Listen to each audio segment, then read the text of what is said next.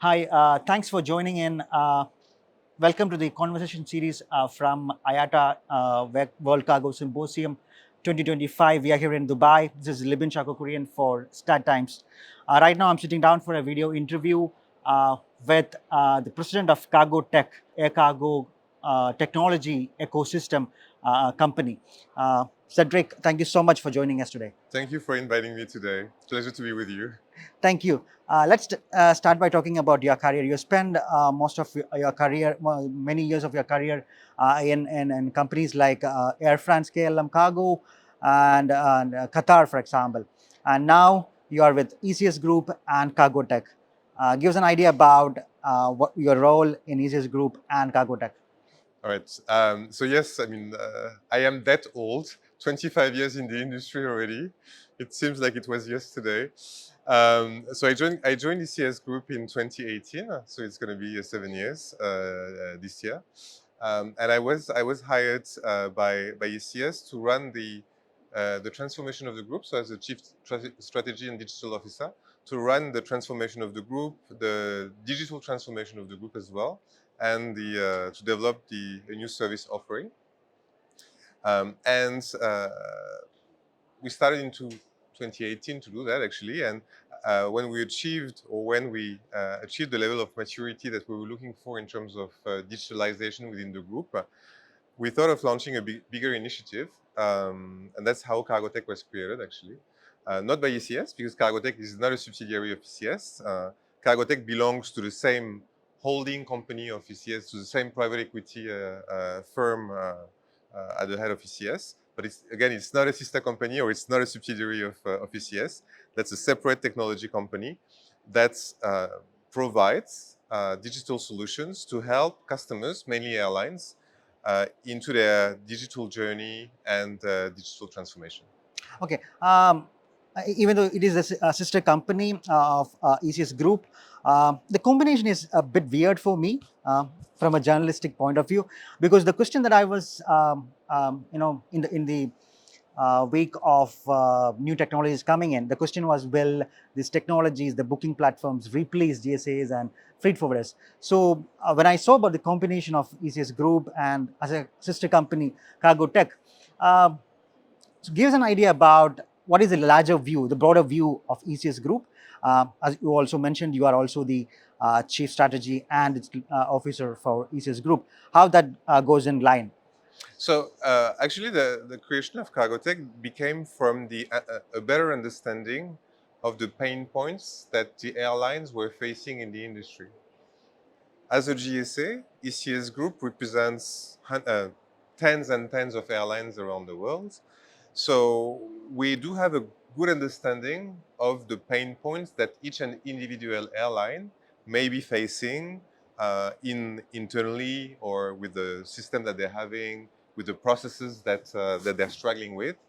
And as we built that knowledge of the pain points that airlines were having, came the idea of building solutions, digital solutions that would address the pain points that all our customers were facing. So it's basically starting from being a GSA, representing an airline in the world, learning the issues that they are facing in their processes, in their systems, and then doing the transformation for ECS. And once the transformation is done for ECS to help these airlines, let's build something bigger in the industry. So it's something bigger in this industry that goes beyond the GSA business, because it has nothing to do with the GSA business. But let's build something bigger that will deliver solutions to address the pain points that the airlines would be facing. What you're doing right now in ECS Group and CargoTech, how your experience in Air France, KLM Cargo, or Qatar Airways is helping you? For example, last designation that I saw in Air France, KLM Cargo was about the revenue management director. So how is that helping you here? Well, I mean, I did work the majority of my time for airlines, like you said. So I was 13 years in Air France KLM Cargo, and 5 years in Qatar Airways Cargo. And actually, for these airlines as well, I did run kind of a transformation project.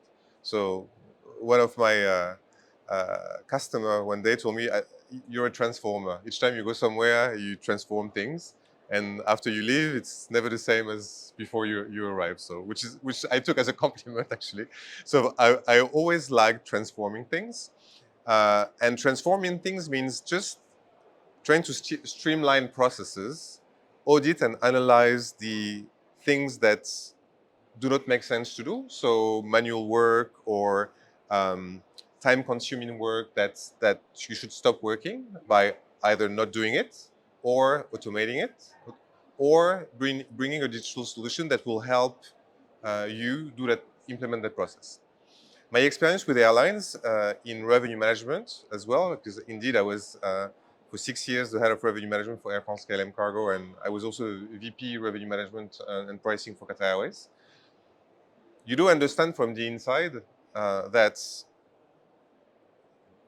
the core problem for a cargo airline is basically revenue optimization. One of the core problems, it's not the only one. But you want to make sure that you sweat your assets. So you make sure that all your freighters fly the highest number of hours. But once you have your network, you also need to make sure that your inventory is optimized to the maximum, that your revenues, you are generating the revenues that are the highest possible with the highest network contribution. So that also gave me an angle where I did have that strong understanding of what the airlines were looking for on the cargo side. And that helped me as well design the companies that would be the best fit for CargoTech to have to deliver solutions that would address those of these pain points or those primary targets or priorities for the airlines to have. That's the reason why today in CargoTech you have Wiomine. So Wiomine is a company that is developing cargo management system, but also revenue management systems. So capacity forecasting, overbooking recommendation, hurdle rates, or entry condition management. These are meant to optimize your inventory and to really increase your revenues given your network. And we also have Rotate in CargoTech, which is a company that provides 3 types of services, so consultancy, data, and also softwares for better commercial decisions. That company, just as an example, provides to the industry a software called Fleet and Network. It basically tells you how many aircraft, what kind of size of the fleet you should be having on the freighter side, where to fly them to optimize your network contribution, your network as a whole, including your passenger network. Again, it's sweating the assets, making sure that you have the highest network contribution for your company. Okay, thanks for taking me through that, the combination of the companies in CargoTech. So Wiremind is for capacity forecasting. Cargo AI is doing the Distribution, yes. Yeah, the e-booking side of it, and Rotate is more into the AI, bringing in AI for the decision making. But one thing gives an idea about what is the contribution of the cargo digital factory of what is happening over there. So Cargo Digital Factory actually is the department of ECS, of the GSA, that ran the digital transformation of the ECS group, actually. So that's the internal department that ran the digital transformation. So the Cargo Digital Factory is a source of great information on what the industry pain points are. So it collaborates with the other sister companies, Cargo AI, Wiomine, by saying, oh, well, I think that there is that specific issue that we should be looking at, AI or machine learning on processing data or those kind of things to deliver that kind of solution. So you Rotate will build that, or you Cargo AI will build that, or you Wiomine will build that, or they come up with an idea of what the industry needs, and then they can feed that information to the other companies that are part of the CargoTech. So it's more like a lab for innovation, I would say.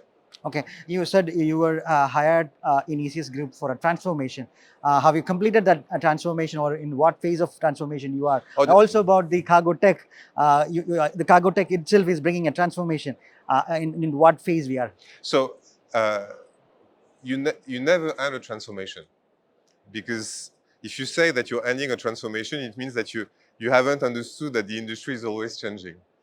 So the answer is no. The transformation of the GSA part is not finished, because like any airline in the world, or like any company in the world, you always need to adapt, you always need to implement new digital solutions.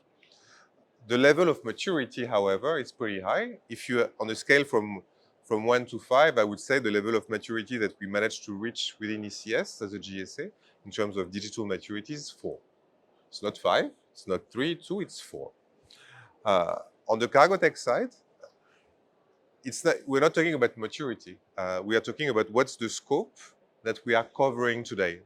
So we want to digitalize or to bring digital solutions for each and every business cargo process. So with the 5 companies that we have today in CargoTech, what scope are we covering? I would say we are covering probably of the commercial world.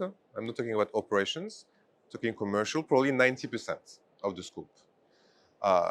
We are addressing strategic decisions, size of the fleet, where to position the freighters, what's the optimum origin destination mix of your network, revenue management, cargo management system, distribution, rate management, also with Cargo AI, payment solution, Cargo Wallet of Cargo AI, and the charter business with Aerios. So we do cover 90% of the scope, of the commercial scope of what airlines would need to take better commercial decisions or to address pain point in the commercial domain. What we're not addressing yet is the operational part of it, so handlers or digital solutions for handlers. Maybe it will come, but we are not covering that yet in CargoTech. But do you have a plan for that? Are you looking at companies to be collaborated, to be brought in that umbrella of CargoTech? So we are always open to looking to for new companies to join CargoTech or collaboration, because I mean at the end of the day, so CargoTech has invested. So we have invested in companies and we have given equity to company to develop.